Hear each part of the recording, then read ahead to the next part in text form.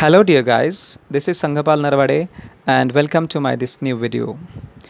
इस वीडियो में मैं आपके साथ बात करूंगा आपके नीट एग्ज़ामिनेशन के बारे में। तो कल है 13th ऑफ सितंबर, अनडाउटेडली कल आपकी एग्ज़ामिनेशन है नीट की और आज है 12th ऑफ सितंबर। तो आपके नीट एग्ज़ामिनेशन के एग्जैक्ट एक दिन पहले मैंने आपके साथ कुछ बातें शेयर करने के लिए ये वीडियो बनाया है। इसका मतलब आपको आज क्या करना है और कल एग्ज़ाम के दिन आपको क्या करना है उसके बारे में मैं आपके साथ कुछ बातें शेयर करूँगा। तो आज डे बिफोर एग्ज़ामिनेशन है। आज और कल दोनों भी दिन आपको सबसे इम्पॉर्टेंट जो बात करनी है वो है कि आपका जो माइंड है वो बहुत ही कूल रखना है, बहुत ही रिलैक्स स्टेट पे रखना है। Okay, so you should be very cool and काम टुडे एंड टुमारो, क्योंकि टेंशन लेने से कुछ भी नहीं होने वाला। आपने 2 साल प्रिपरेशन किया है, 2 साल अच्छे से पढ़ाई की है और वो जो 2 साल पढ़ा है वो कल आप एग्ज़ाम में जाकर लिखने वाले हो। ओके, सो दूसरी जो बात है, आज एग्ज़ाम के पहले का दिन है, द डे बिफोर एग्ज़ामिनेशन। तो आपको आज की रात एक बहुत ही अच्छी गहरी नींद लेनी है, एक नॉर्मल नींद लेनी है। कल एग्ज़ामिनेशन है, इसका मतलब ये नहीं कि आज मैं रात में बहुत ज़्यादा पढ़ूंगा और आज जो पढ़े वाला है वो कल एग्ज़ामिनेशन में आ जाएगा और मैं लिखूंगा। ओके, देर रात तक आपको जागने की बिल्कुल ज़रूरत नहीं है। एक बहुत ही नॉर्मल नींद, एक बहुत ही अच्छी नींद आज आप लेने वाले हो, तो कल एग्ज़ामिनेशन में आपको फ्रेश फील हो जाएगा। ओके, और तीसरी आज की बात आप करोगे कि एग्ज़ाम के ड्यूरिंग आपको जो भी सामान लगने वाला है वो सब स्टफ्स, वो सब सामान आप आज ही पैक कर दोगे। ओके, और आपका जो सेंटर है वो सेंटर भी आपने अगर आज ही देख लिया तो आपके लिए अच्छा होगा। ओके, तो अभी हम जाएंगे द डे ऑफ एग्ज़ामिनेशन। तो 13th ऑफ सितंबर को आप क्या करने वाले हो। एग्ज़ाम सेंटर पे पहुंचने के बाद जब आपको पता चल जाएगा कि आपका नंबर किस क्लासरूम में आ गया है, तो उस क्लासरूम में आप आपके सीट नंबर पे जाके बैठने वाले हो। सीट नंबर पर बैठने के बाद कंफर्म कर लेना कि यही एक्चुअली अपनी सीट है या फिर अपना सीट नंबर है, ये पहले कंफर्म कर लीजिएगा। उसके बाद इन्विजिलेटर जो इंस्ट्रक्शंस आपको देने वाले हैं वो सभी इंस्ट्रक्शंस के ऊपर आपको गौर फरमाना है, वो सभी इंस्ट्रक्शंस आपको ध्यान से सुननी है। इससे पहले एक बात अब बताना मैं आपको भूल गया कि एग्ज़ाम के एक दिन पहले हॉल टिकट जो है आपका, जो एडमिट कार्ड है, एडमिट कार्ड के ऊपर जितने भी इंस्ट्रक्शंस दिए हैं वो पूरे इंस्ट्रक्शंस आप अच्छे से देखने वाले हो और अच्छे से समझ के लेने वाले हो। वो बहुत ज़्यादा इंपॉर्टेंट है। Now come back to the hall. तो अभी हम हॉल में बैठे हैं, अपने सीट नंबर पर बैठे हैं।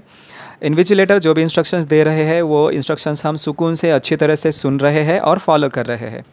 उसके बाद में इन्विजिलेटर आपको OMR शीट यानी आपके आंसर शीट देने वाले हैं। आंसर शीट मिलने के बाद डायरेक्टली उस पे कुछ भी लिखने की ज़रूरत नहीं है।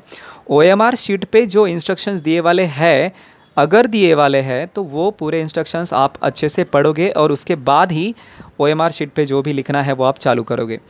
जहाँ जहाँ पर एनसर्कल करना है वो एनसर्कल आप अच्छे से करोगे। जहाँ जहाँ पर OMR शीट पे जो भी इन्फॉर्मेशन भरनी है वो इन्फॉर्मेशन करेक्टली भरना। ओके, तो OMR शीट भरते वक्त आपका जो माइंड है वो बहुत रिलैक्स होना ज़रूरी है, बहुत ज़्यादा रिलैक्स होना ज़रूरी है। So you will do that very coolly.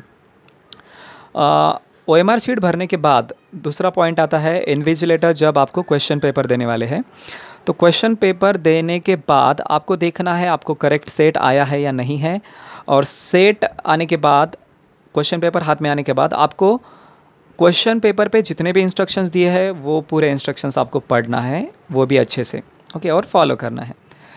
और फिर बाद में जब एग्ज़ाम चालू होने का घंटा हो जाएगा, पेपर लिखने के लिए जो घंटा बजेगा, जो बेल बजेगी, तब आप अपना पेपर चालू कर देंगे। ओके, तो ये मेन 2-3 बातें मैं आपसे यहाँ पर डिस्कस करने वाला हूँ।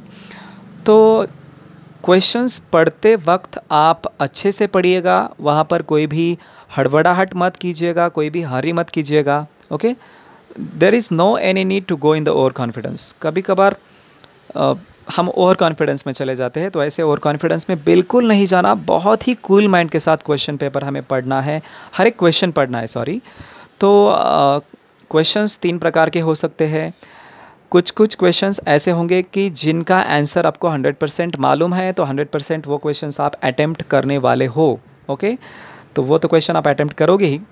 उसके बाद कुछ क्वेश्चंस ऐसे होंगे कि जहाँ पर आपको लग रहा है दो ऑप्शंस आपको आंसर लग रहे हैं, एक तो ए या फिर एक तो बी, तो आपको उस पे सोचना है कि ए है या फिर बी है। और अगर आप 70-80% अगर आप कंफर्म है कि बाबा इसका आंसर ए ही है, तो फिर आप अटेम्प्ट कर सकते हैं। लेकिन अगर आप कंफर्म नहीं है तो आपको सवाल छोड़ ही दिया तो ही अच्छा है, क्योंकि वो सवाल अगर आप सॉल्व करेंगे तो मे बी वो अगर गलत हो गया तो आपका 1 मार्क नेगेटिव सिस्टम में जा सकता है। और तीसरे प्रकार के क्वेश्चंस ऐसे होंगे कि जो आपको बिल्कुल आते ही नहीं होंगे। आपने क्वेश्चन पढ़ा है और आपको उसका जवाब बिल्कुल आता नहीं है, you have never smelled about that concept और अबाउट दैट क्वेश्चन। सो जो आपको बिल्कुल नहीं आता वो क्वेश्चंस आपको बिल्कुल ही अटेम्प्ट करना नहीं है, तो आप वो क्वेश्चन 100% छोड़ दोगे। ओके, तो ये यहाँ पर कॉन्फिडेंस बहुत ज़्यादा इंपॉर्टेंट है, क्योंकि अगर एक आपका सवाल गलत हो गया, आपने एक आंसर गलत लिख दिया, तो उसके लिए आपका 1 मार्क डिडक्ट हो जाएगा। Okay, so with confidence paper छोड़िएगा। So all this things are very important during your examination. तो विथ कूल माइंड आप एग्ज़ाम दीजिए।